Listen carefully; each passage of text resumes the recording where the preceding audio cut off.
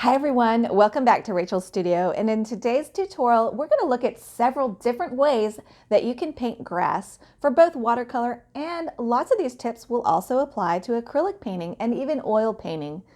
Throughout this tutorial I'll also sprinkle plenty of yummy little extra tips and hints to help you make your grass more aesthetically pleasing. And of course, the tips will get better and better, and at the very end I'll share with you some great bonus tips and some new things that I recently discovered. Also, there might be a blooper or two at the end. So let's get started. For tip number one, the first tool that I want to introduce you to is what I call an octopus brush. What is an octopus brush?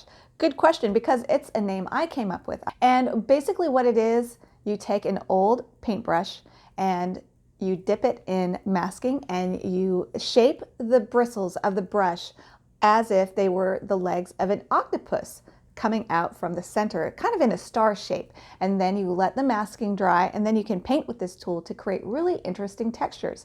And now I want to show you a couple different options for this octopus brush. One option that you can do is with a really long bristled brush like this Dagger Brush that I used. And this octopus brush is great for painting really long grasses or covering a larger area if you're painting in a large format. And then I also used a smaller round brush. This is probably about a size 3 or 4 round brush. This one's great for shorter grasses, and it's also really great when you're painting in a smaller format. For tip number two, I'm going to share with you one of my favorite tools that I use in almost every painting I do to soften harsh edges.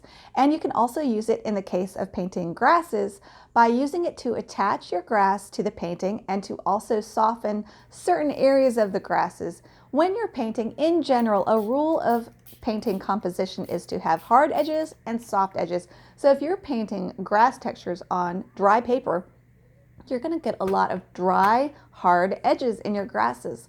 And you might want to loosen them up a little bit by giving them a spritz. And a really great use of this is to use the spray bottle at the bottom of your grasses to help attach them into the painting with soft edges like I'm doing here. For tip number three, we're going to look at the Whisp Brush. The Whisp Brush has individual bristles jutting up above the other bristles so that you can get a really nice grass or fur texture. You can use the side of the brush, you can use it flat, and really take advantage of those differentiated bristles in it to create a really nice grass texture. Also, fur is really great to paint with this Whisp Brush. And do you notice I used some pure blue, I used some pure yellow, and I let them mix on the paper in some areas, and in other areas I mixed my green on my palette. So there's a lot of different ways that you can mix colors too for green.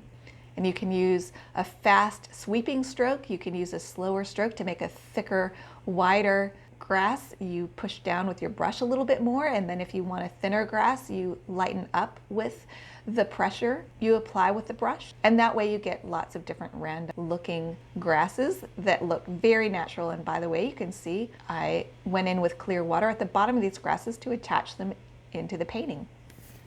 For tip number four, let's look at a tool that I recently discovered that I really have enjoyed using, and that is a Calligraphy Dip Pen. I use my Calligraphy Dip Pen with masking to create really thin little lines. And of course, after you remove the masking, it leaves the white of the paper. So this is a great way to add highlights back into your grasses. For tip number five, I'm going to use a wax resist technique. You can use just a simple children's white Crayola crayon. When you paint over the wax that you put down, the paint will not adhere to the wax, and so it leaves a little bit of texture. All right, for tip number six, we're going to just use a regular brush, but we're going to splay the bristles of the brush to create individual clumps of bristles to create a grass texture or fur texture. Let's take a look. Some brushes don't splay out, especially synthetic brushes, but if you have natural hair brushes, the calligraphy Asian bamboo brushes do this really well. Natural hair brushes will, and longer bristled brushes will splay out. So you just get your brush wet, and then you use your fingers to push the bristles out so that they're kind of spread out and they make a few different legs or wisps. This is like creating a wisp brush. And then you can paint with your splayed out brush bristles to create a really nice fur or grass texture with either acrylic or watercolor paint. For the most part, you're going to want to use a lighter touch with this technique, because if you push too hard, at least my bristles scrunched back in together, and they really do want to create a point. You can also scrub your brush onto the palette like you see me doing over there to push the bristles out and then make a splayed out bristle configuration that way. Tip number 7 is the use of a dagger brush. Let's take a look. So this brush is great for creating a lot of random brush strokes that are not all the same. You can get thicker ones, you can get thinner ones, you can use the side of the brush. And as you can see in this painting, I created a lot of clumps of grass, and here I'm putting dark, shorter grass clumps under the horse. I'm not painting strand for strand, I'm creating clumps. And in general, when you're painting grass, you want to paint them in clumps, just like you would when painting hair. Tip number 8 is to use a dry brush technique. To use dry brush technique, what it basically means is that you're painting on dry paper with just a little bit of water in your brush mixed with the paint, and it creates a really rough texture. And that is really perfect for grasses in a lot of different scenarios, because a lot of times grasses have a lot of hard edges and you can get a lot of grassy textures this way. So let's take a look at how I did this. So I'm mixing up some ultramarine blue there, and notice that I'm using a little bit less water. And then I use a light swishing motion, and I use the side of the brush a lot of times also with this technique to get a really rough texture and to get a slightly different looking grass texture. For tip number 9, we're going to use a different technique where we put clear water on first. So let's take a look at how this would look if you first painted your paper with clear water and then added some grass textures. So I'm using a long bristled dagger brush, and I'm adding plenty of clear water onto it and then flicking the water on in grass texture shapes. I'm mixing some Windsor green, gold, and ultramarine blue, and then I'm flicking in some paint into those wet areas. And I really like this approach because it naturally helps your grass to have some soft edged areas and some harder edged areas. And I think that's a really effective way to paint in general with so many different subjects. For tip number 10, let's talk about some ways to do splattery loose grass successfully. So first, I splatter a lot, and I make sure to splatter lots of different greens, not just one green. And I leave plenty of white space in between to add sparkle. When I paint the grass that's kind of further back, I make sure to use some negative painting techniques where I paint around the tops of the foreground grass so that they look white and they also have some interesting shapes. Also, I try to make sure that the grass is kind of pointing at the horses for the most part to help the viewer's eye travel naturally to the horses. Also remember, in general, you want the grass that's further away from the viewer to be cooler, to push it back in space, and the grass that's closer up in the foreground will be warmer or more yellow. That will help bring that grass forward and create depth and dimension in your painting. Another thing that I'm doing in this painting is creating layers, and as the loose painting underlayer dries, I go on top of it when it's completely dry and do yet another layer of loose painting and maybe some more detailed grasses. Let's look at another painting where the reference photo gave me nothing, zip, nada for the grass, because the grass was all one color, green, a beautiful green, but it's a lot of green. So I knew that I had to make it a lot more interesting and dynamic. So let's see how I tackled this grass. For the first layer, I used a lot of water and just floated in a lot of different colors to make it really dynamic, making sure that I left plenty of almost white to pure white areas to really add a lot of sparkle and depth and dimension to the grass. Along the dog, I paint in dark shadows right into the grass so it all melts together. And I use brush strokes that are almost like dancing, ziggity, zaggity, slashes, using the side of my brush, using the tip of my brush to create a lot of different textures and interesting marks to simulate grass. And here I'm using a rigger and using big slashy strokes, and notice that I'm pointing the grass blades at the dog, but I'm keeping them really loose, and I'm trying to keep them in clumps, especially in the corners, so the grass looks like it's pointing your viewer's eye at the dog. But you want to use both the side of your rigger and the point of the rigger to change it up, to have some long, thin strokes and some thick strokes to suggest grass that has shadows and depth and dimension. So again, this is all painted on that first layer that was really watery, and I let it completely dry and then go back to add some layers. That's why watercolor is considered transparent, because you'll be able to see that dynamic first wash that we put down beneath these longer, more detailed grasses that we're putting in now. Kitty just wants to say hi really fast. Hi, Kitty. Yeah, meow.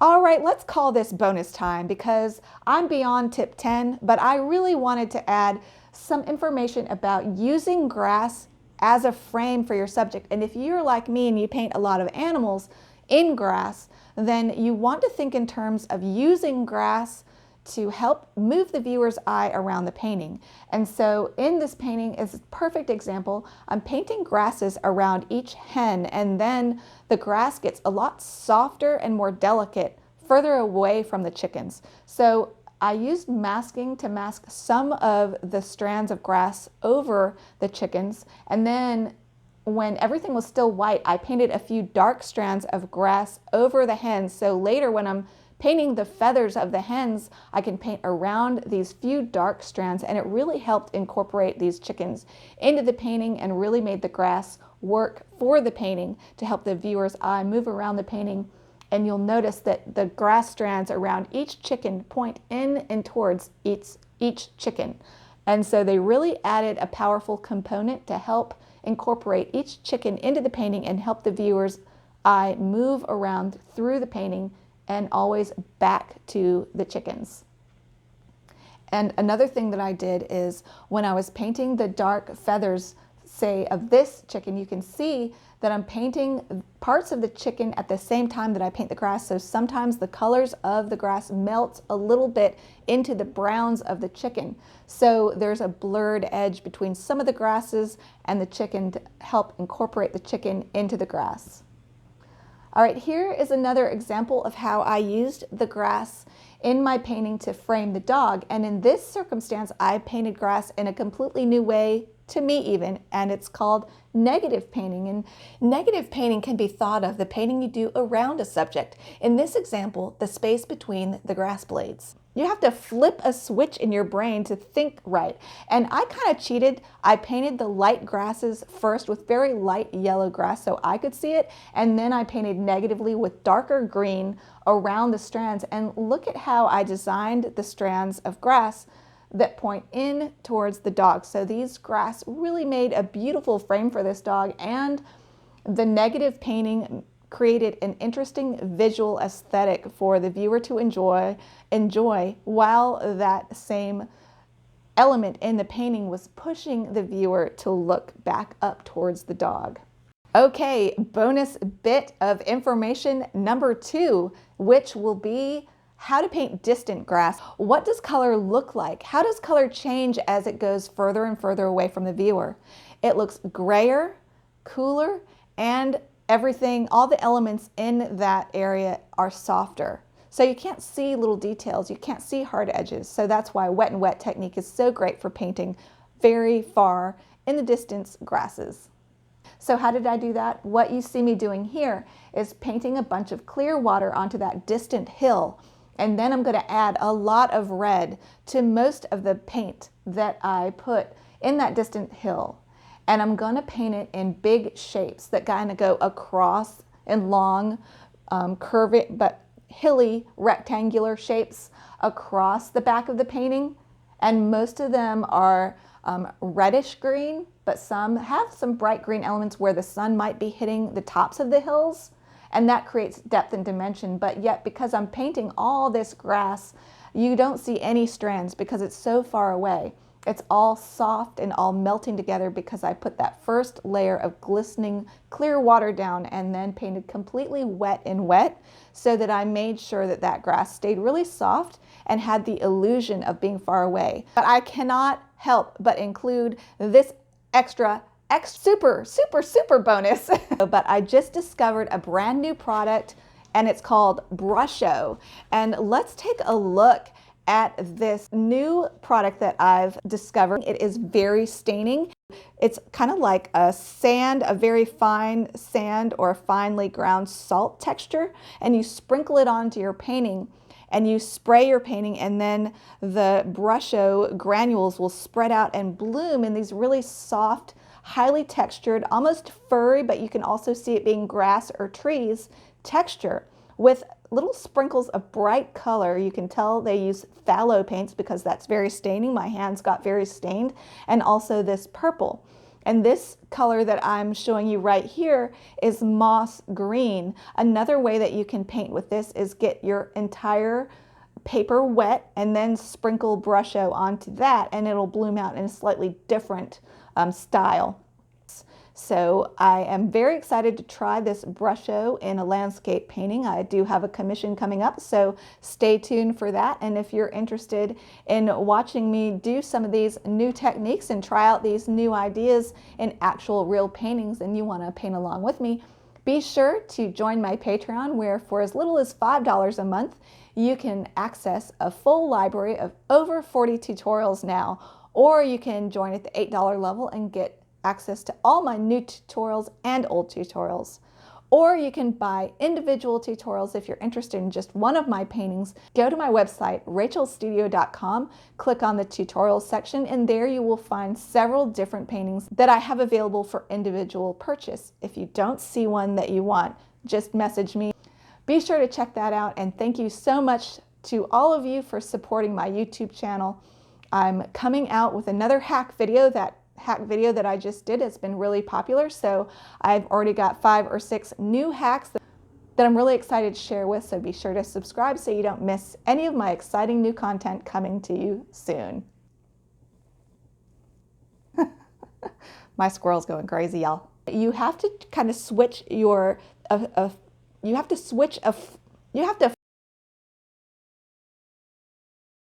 see you next time.